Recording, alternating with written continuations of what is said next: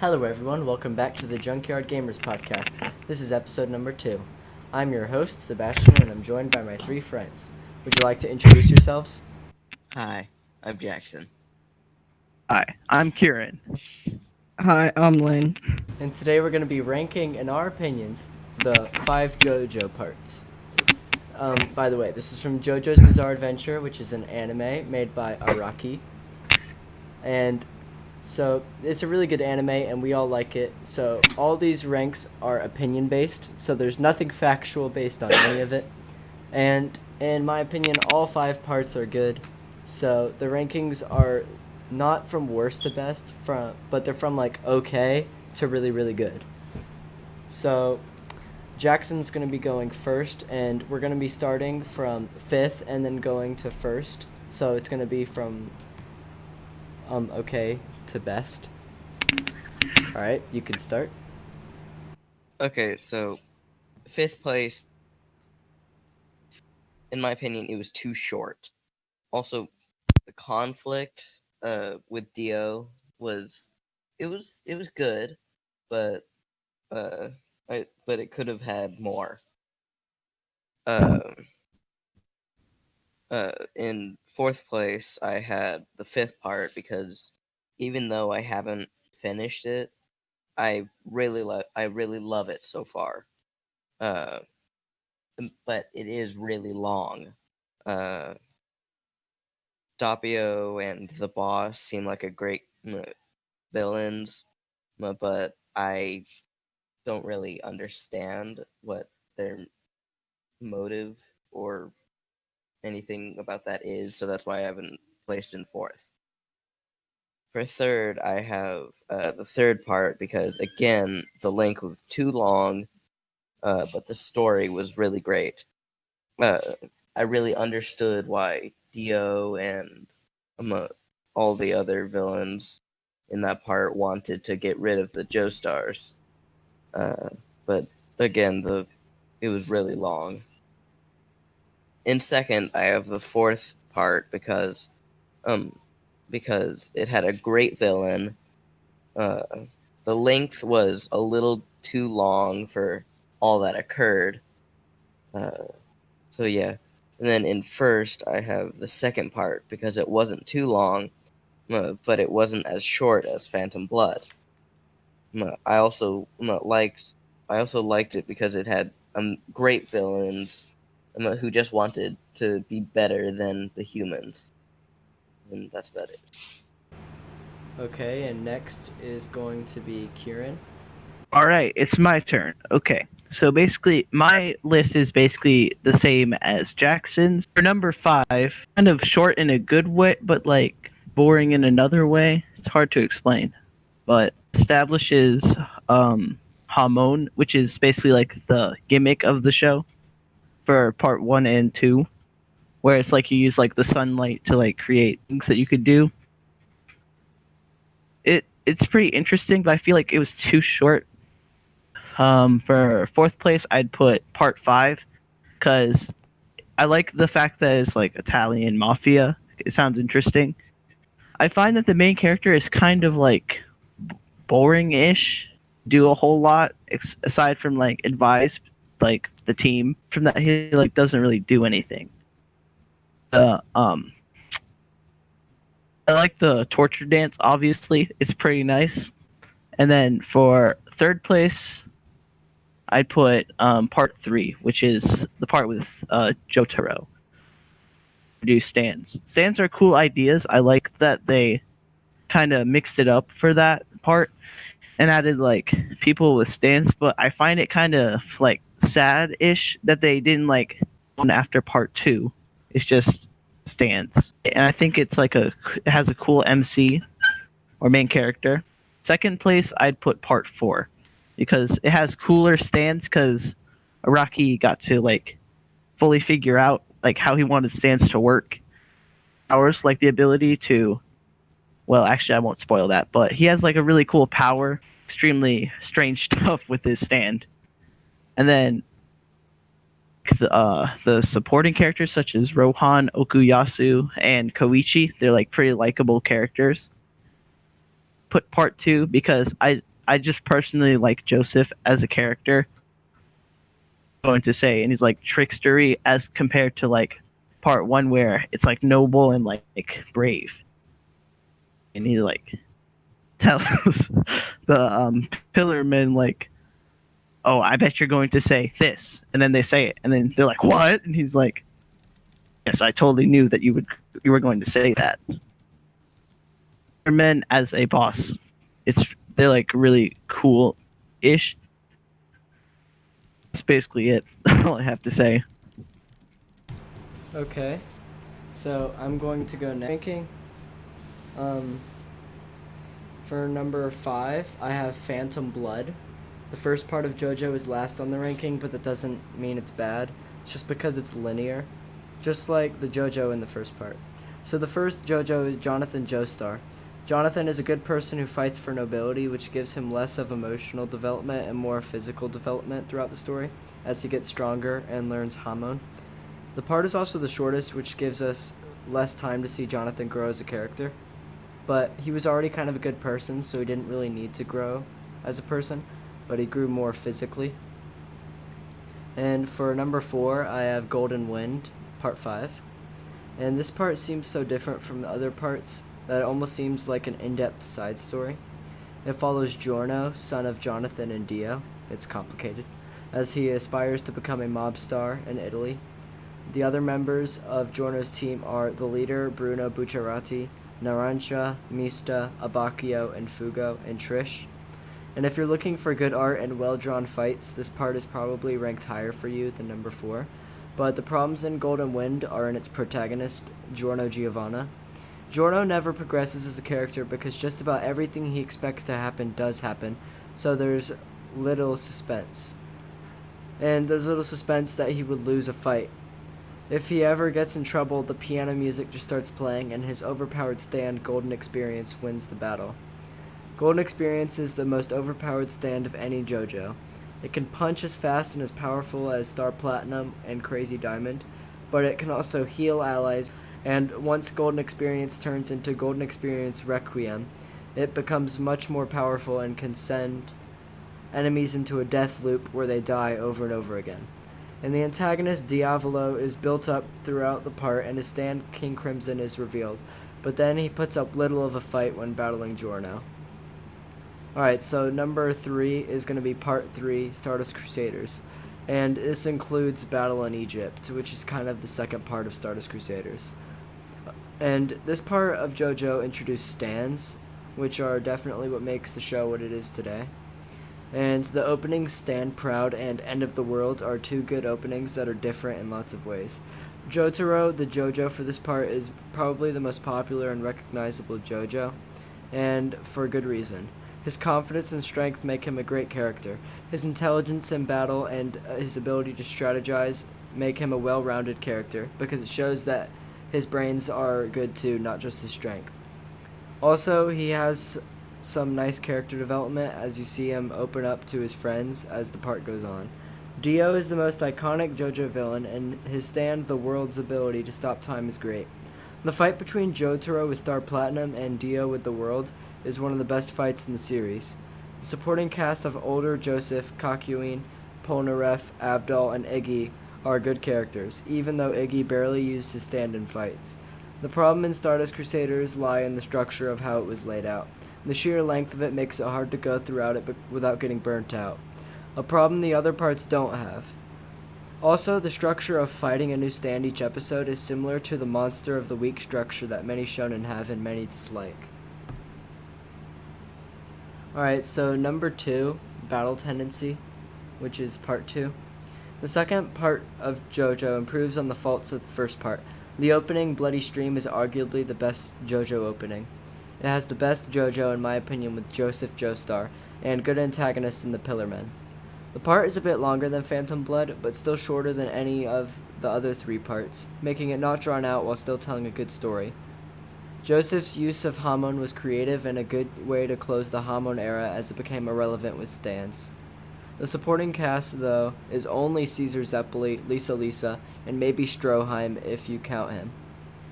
The main focus lies mostly on Joseph and Caesar, and Wamu acts more like a main antagonist than Cars did for most of the part, but it's still a great part and one of my favorites. Alright, so number 1, I have Part 4, Diamond is Unbreakable. This part has one of my favorite JoJo's, Josuke, and my favorite JoJo antagonist, Yoshikage Kira. Josuke is my favorite JoJo because of his humor and the way he acts tough and seems like a delinquent, but on the inside he's kind and caring, just like his stand, Crazy Diamond, which can punch and repair things and heal allies. Yoshikage Kira is one of the smartest JoJo villains in the way he plans things, especially in the Bites the Dust arc. The stands are the most creative in the series. Also, the Joe Bro of this part, Okuyasu, is hilarious, and he has a strong and overpowered stand, the hand, but doesn't use it to its full potential. The rest of the supporting cast, Jotaro, Koichi, Rohan, and even Shigechi, are each great characters and are potentially the best supporting cast of any part of JoJo. There seemed to be so much love and passion in every arc and every frame drawn, and that's why it's my favorite part of JoJo's Bizarre Adventure. Alright, last ranking is going to be Laine's. Okay, so my lowest ranking is Phantom Blood. So this would be I haven't watched all parts. I've only watched part 1 through part 4. And so my lowest one, number 4, would be Phantom Blood. It's not the best, but it's a really good introduction to the whole series. It's a crucial part and you shouldn't skip out. And it was slow and some parts were boring, but all in all, decent. Me having watched this I watched it during a road trip. It was easy to watch, just hard to keep your attention. The characters were nice. It introduces Dio, which is drawn out throughout the most of the series, and it all plays a good role. Part 1 and part 2 are definitely parts you should never skip. Jonathan was all right. He was more of just a boring character. He didn't really he didn't grow as a character that much, but it's really slow. The first part, especially being a first part, I think a first part of a series should draw the crowd in to keep the audience hanging and to want more. But this one, if I hadn't expected more from the series, it would have kind of drawn pushed me away. My next ranking at number 3 would be part 4. I can't say much because I haven't finished this part yet, but I'm close to the ending. This part is good so far. It took me a while to get used to the style change from the rest of the parts, part 1, 2, and 3, including part 2 of Stardust Crusaders. It's interesting, and I like the stands. Jotaro is an adorable level character. Same with Okuyasu.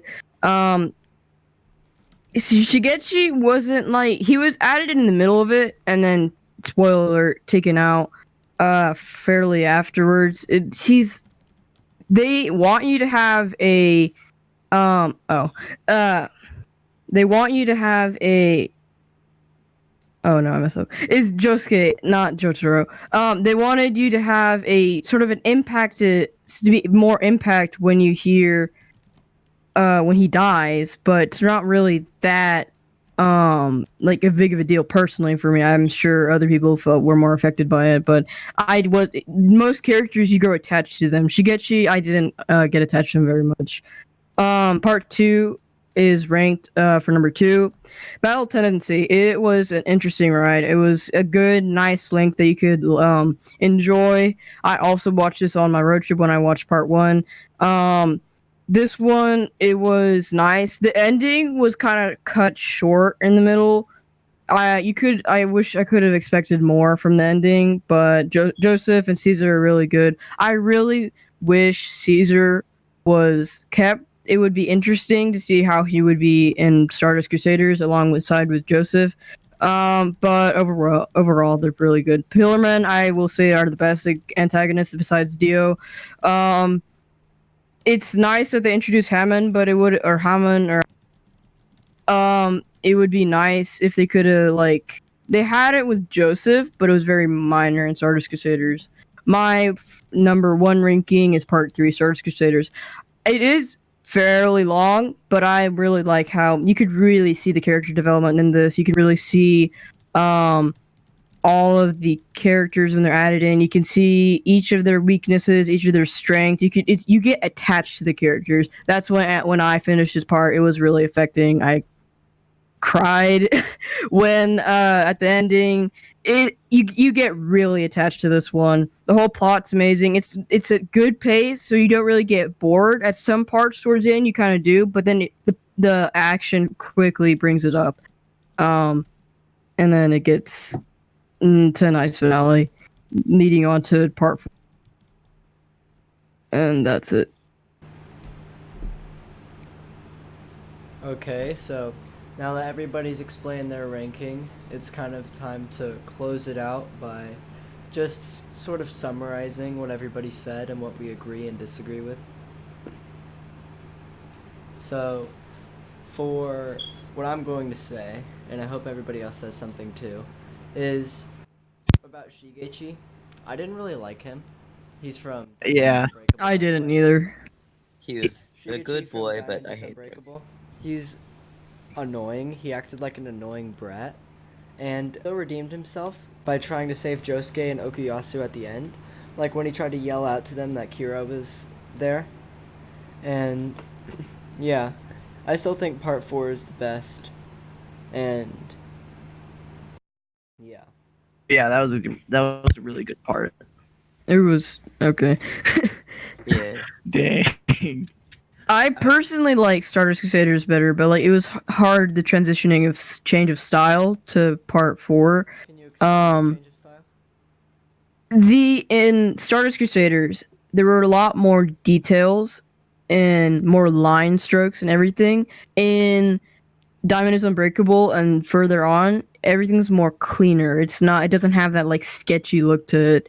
Like especially Jotaro looks way younger than he really is compared to in Stardust Crusaders. In Stardust Crusaders, he looks more older and more like not really angry, but he has more character to him. In Diamond is Unbreakable, he looks more softer and nicer. But I would assume that he would, because of all the trauma he took after Stardust Crusaders, he would be looking more worn out, more older. But instead we get a younger, more refined Jotaro. But that's just my opinion. Well, I think there's an explanation for that. That's not really the drawing or style part, but it's more of his character development in general. Because as you see from the beginning of Stardust Crusaders to the end, he develops into becoming more open and more friendly with his allies. And I think that's less about design and more about just him as a character. Because as you see in part 4, I don't know if you've seen yet, but he's sort of nice to Koichi, and he seems to grow attached to all of the characters from Morio. And Stardust Crusaders, by the end, he's learned to be more social and to be kinder. But there's also a factual explanation.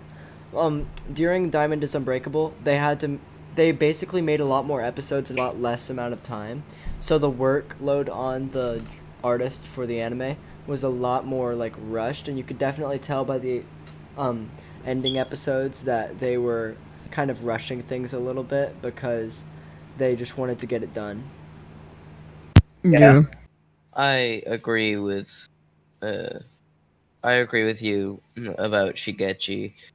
He wanted to be good in the end, but he just wasn't all the way leading up to that. Yeah, Yeah. it didn't really have as big of an impact on me personally because it's just so rude and annoying. He was greedy. He was a brat in the beginning. Yeah. Right.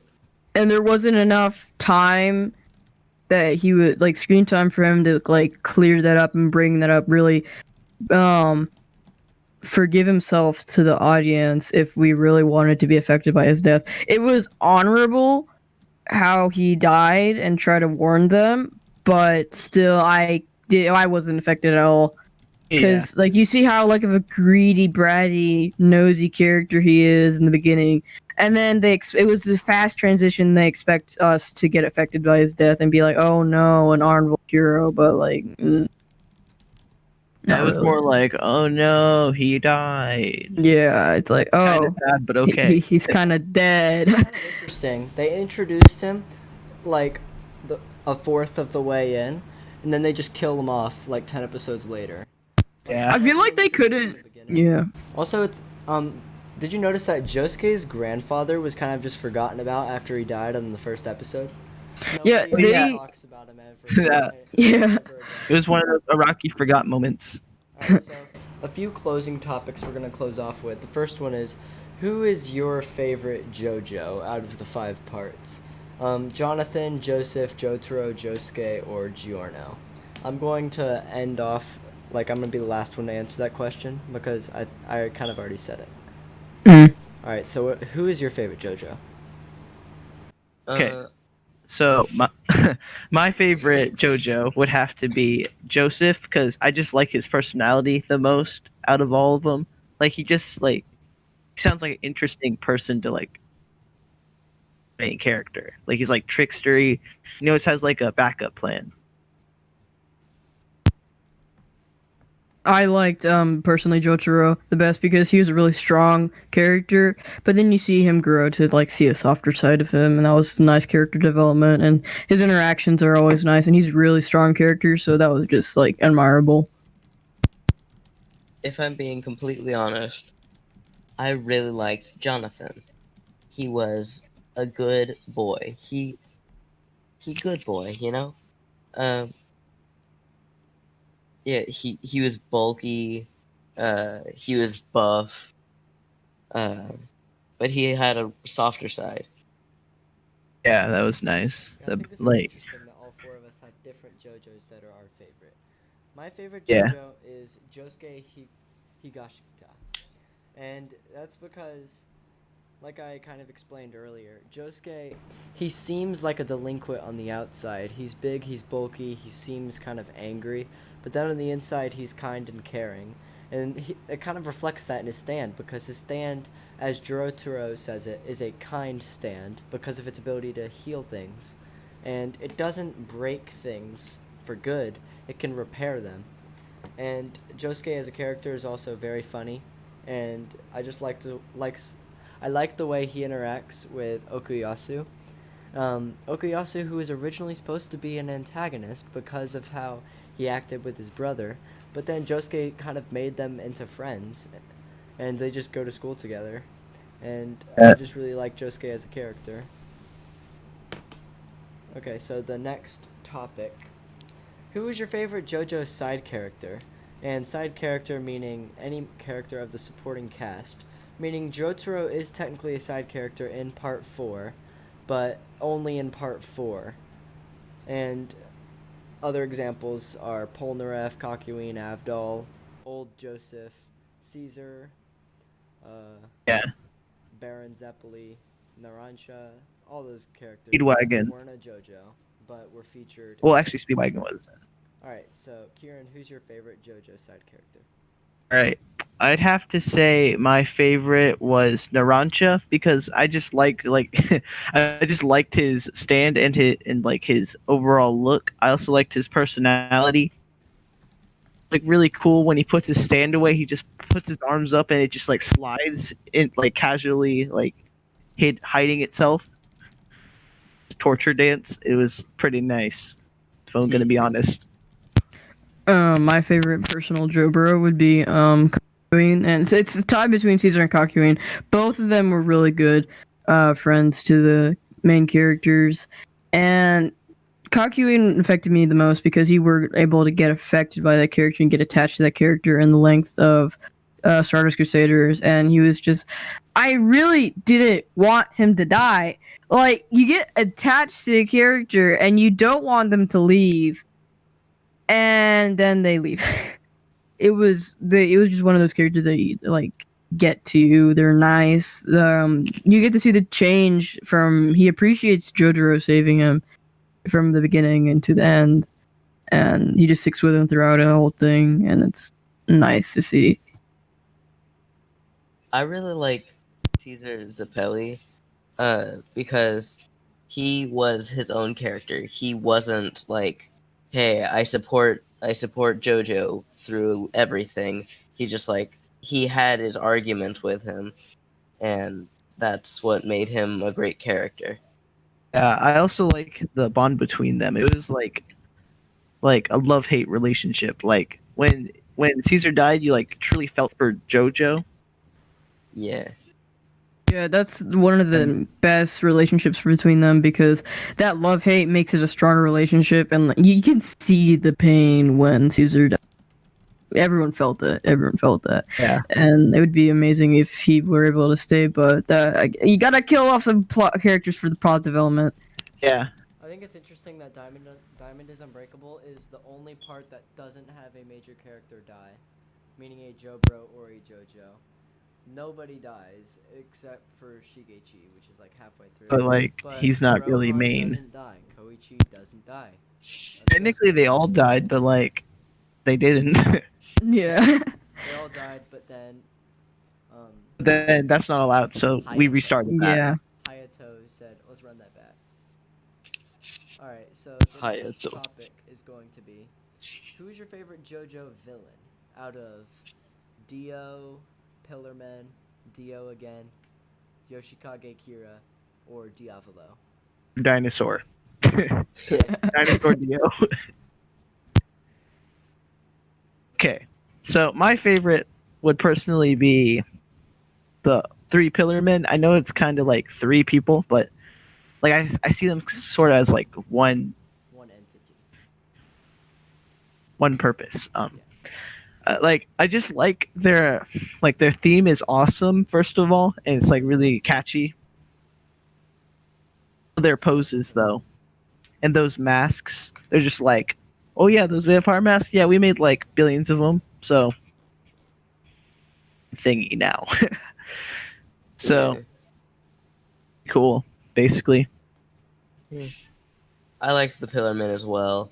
They were like great villains. They had amazing motive, and when they bit the dust, they were respectful, except for maybe Cars. Yeah, He Cars didn't was the die. ultimate. Cars didn't really die. And who's your favorite JoJo villain? Mine's a tie between Dio and Cars. The Pillarmen were great. I personally love Cars. He's just flamboyant. He has the attitude. He has the confidence that an antagonist needs. Dio, same thing. They have that pizzazz, the spice. you got that spice. That they need. They have that what they need. They were like. They have that confidence you need as an antagonist. They were an all interesting antagonists, and Cars is like the ultimate entity. Dio, the same thing. They have their own kingdoms. They're worshipable. Long live Dio-sama. Alright, so since most of you guys chose the Pillarmen, I'm going to give a counter argument for why I think the Pillarmen were not the best antagonist. I liked them, but there's an issue with having three main antagonists, especially with a part that's only about 10 episodes. So, if you have three antagonists, none of them really gets the spotlight for that long. So, it's kind of hard to keep the focus on one antagonist whenever there's three of them. You kind of have to split it up. And in my opinion, Wamu acted as a way better main antagonist than Cars did because of his relationship with the protagonist and just because he got more screen time in general. Cars was kind of just built up the entire time, and then there's like 2 episodes of fighting. But my favorite is Yoshikage Kira. I know I keep talking about Diamond is Unbreakable, and Josuke is my favorite. He really loves it. And Kira is my favorite antagonist. But he just is. All he wants to do, his motive, is just to live a normal, quiet life. And Or killing a bunch of people. It's ruined by a bunch of delinquent teenagers. And he's clever. He dresses well. And when I mean clever, I mean with the Bites the Dust arc, it's just masterfully done. You see his desperation whenever Hayato finds out that he is not his dad, but is in fact a killer that kills people by blowing them up. And you could see how stressed out he is. He starts biting his nails like crazy to the point where he starts bleeding, and his dad in the photo is like, you gotta calm down, you gotta calm down. And then all of a sudden a solution happens. I don't know how, but his stand gains... Oh wait, no, I do know how. So the stand arrow, it pierces him again, and it goes inside of him, and all of a sudden he just gets a new form of his stand called Bites the Dust, or Bites the Dusto. And not only is that a great name because of the Queen song, Another One Bites the Dust, but it just gives him the ability to, when anyone finds out his name, when his name is revealed to anyone, it blows them up and then reverses time back to when Bites the Dust was first made. And it's just really, he's just a really good character because of how clever he is and how thought-provoking everything he does is. And unlike the Requiem stands, which is where the stand arrow pierces his stand, the stand arrow pierced him, which changed him physically, giving him his new hair color and physical appearance and everything. And yeah, I just really liked Yoshikage Kira. I liked everything about Diamond is Unbreakable. And I'm gonna give it as much love as it deserves. Yeah. Alright, so the final topic, of course, it's gonna be from Diamond is Unbreakable. Of course. So, in Diamond is Unbreakable, you see a flashback where Josuke, as a kid, was sick and was being rushed in a car to the hospital. And all of a sudden, you see from the rearview mirror a boy who sports the same hair that Josuke ended up sporting. And he was a teenager. And he pushes the car and gives up his jacket to help get them going, get their car going, because it was stuck in the blizzard. So, do you think that Josuke, do you think that the person that saved him was Josuke from the future or not? I honestly would like to believe it is. I don't know how you would work that in, but I find it it'd be cool though if they did that. And they sort of made time loop in a way. Well, that would be Bites the Dust. So yeah, I'm sure they can add in. There's it's probably a plot hole, but it'd be nice to think that. I'm sure there's some stand out there that can make that happen, that can make it possible to make this fit. But I'm sure it I is. think Araki was trying to set that up, and then he just forgot about it. Probably. He ended up never fixing that plot line. But there is support that stands that it's not. Another stands Araki that it's forgot not. moment. Dang. No, there's a thing that says why it wouldn't be. If you look at the jacket of the boy that was saving them, the jacket is actually different from the one Josuke always wears. One, because Josuke's jacket iconically has the heart in the center, and it's his own flamboyant style. But also on the collar of the jacket, his jacket has only one pin or one stripe because he is a first year, and that's how the Japanese style jacket works. But the boy in the flashback has 3 pins because he's probably a third year in high school, which means that either it would have to be 2 or 3 years later, which wouldn't really make sense because they would have already killed Yoshikage and Bites the Dust wouldn't be in effect anymore. Or it's just a completely different dude and it's completely coincidental that they look similar. Well, you see the several times that Jotaro's uniform changes, so couldn't that come into play? It probably could be him from the future, could be him older, but I think it probably would be him. But you gotta consider how many times Jotaro's suit changes, so the same thing could happen to this mysterious guy. Well, the theory is that Josuke goes back during Bites the Dust, because that's the Bites the Dust stand's ability, to send him back in time. But that wouldn't work if he was a third year, not a first year, because that would be as Great Day says, it's 1999, Bizarre Summer. It's not 2001, 2002, he's not a third year, he was a first year. Meaning there would have had to be 3 years past. There's also a plot hole with the fact that Bites the Dust as a stand cannot really go that far back either. You can only go back. Could do a couple minutes or It can only go back an hour. No, Yeah. It goes back to when Hayato woke up the next morning. Yeah, so it can only do up to a day. rewind. Well, potentially, this wouldn't affect anything with the Josuke going back in time. But potentially, if no one ever says Yoshikage Kira's name, it could just go on. It could just never go back. But they would never find out his name. And if they did find out his name, they would go back to the day Hayato woke up. So we could go back any number of days. It just depends on how long it takes for someone to find out his name.